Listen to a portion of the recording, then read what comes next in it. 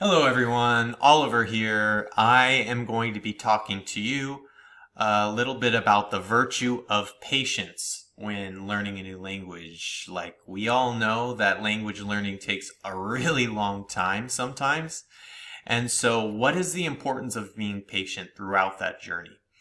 I would say after learning myself 5 different languages, as you know, I've spoken about this before, I'm learning my sixth language, which is Mandarin Chinese. It takes a lot of patience, I'm finding. It's really, really difficult because you set goals for yourself and they're over here and then you're making progress, but you're only like right here.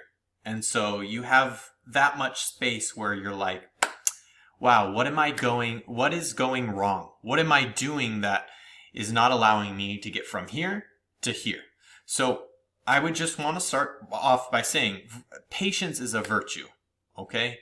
Patience is a vital quality, actually, when learning English. For example, if you're a non-native English speaker, English is pretty difficult because a lot of times the words are spelled differently and they sound differently, and the journey is not always hunky-dory. Believe me, because I've taught English for 10 years and this is something that I hear quite a bit.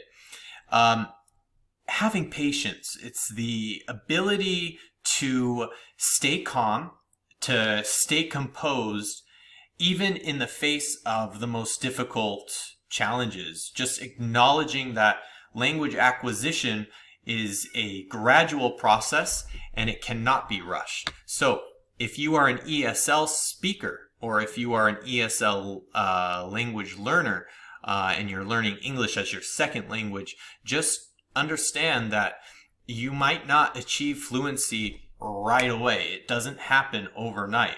This is crucial to understand so you can avoid the frustrating feelings that you're going to encounter along your journey and just overall maintaining a very positive attitude towards the language learning journey.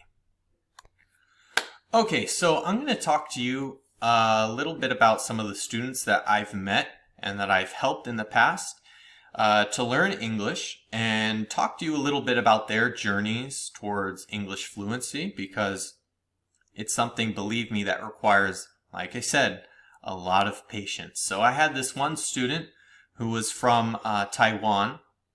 They moved to the United States for higher education, but even though they had very little amount of knowledge of the English language, there were still so many challenges that they faced because in English we have colloquial expressions, we have slang.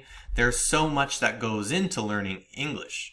And at times I saw her, she looked really disheartened. She worried that she would never ever fully grasp the language.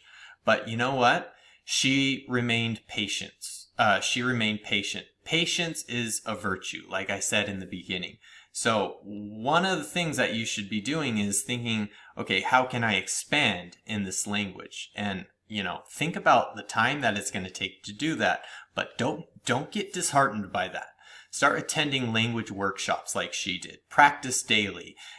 Seek help from native speakers. Ask your teacher. And then over time, your patience is going to pay off because you're going to gain all the confidence that you need in order to acquire that skill in the language that you're trying to learn. So today I can safely say that that is a student who speaks, wow, beautiful English. And I think she should credit her experience of learning the language to patience because that's what it takes. Okay, I also want to talk to you a little bit about perseverance. Perseverance is a huge one. It cannot go understated because perseverance is what it is that takes you from being that have low quality skills into achieving a much greater proficiency in language. I had this one student who was from Albania and they spoke very little English, but they loved learning the language. And one of their problems was grammar. The grammar rules in English they found really just challenging and difficult to remember. And it was really impeding them from having that level of fluency that they would need in order to survive living in England or in the United States. So I just want to say about this student, he never gave up. He always continued to persevere and persist in his studies. He always sought guidance from different teachers, and he was always practicing with new language partners, even students who were maybe a little bit above his level who spoke English. He was constantly practicing with them in class and then gaining those new words and expressions and vocabulary and employing them in his own vocabulary. So despite all setbacks to learning the English language, he studied over time, and that progression helped him to eventually achieve a scholarship actually in English to go study abroad and study whatever he wanted to study, but to do it in English. That was something that he achieved, and I'm very proud of him for doing that. And again, he was able to secure a scholarship, and he ended up turning his dreams into reality. But again, it just takes patience. Okay, I think I should tell you a little bit about my own experiences because, as you know, I've learned 5 languages that I speak at different levels, but I'm pretty good at each one. And I'm learning Chinese, so I really know what it kind of takes and the frustration that exists when learning a new language. I think patience is, for me, I'm a fairly patient person, but when learning a new language, we're talking years of progression. So how much patience do you really have? Well, that's kind of where perseverance comes into play. You can never give up. Never, ever give up. And don't demotivate yourself by saying, I can't do this. Oh, I don't want to do this today. Or what does this serve me to learn, this new language? Like, I don't work in this language. I never speak to anybody in this language. All I like to do is watch movies in this language. Well, use that as a goalpost for motivation in learning a new language. Why not? You got to have patience and you got to persevere. So I kind of use this when learning, for example, I learned Albanian. One of the things that I found really difficult in Albanian was the grammar. It was just horrendous. But you know what? I got out a grammar book and I would constantly be memorizing different conjugations with Albanian grammar, and I would be using them in sentences and repeating them over and over and over again.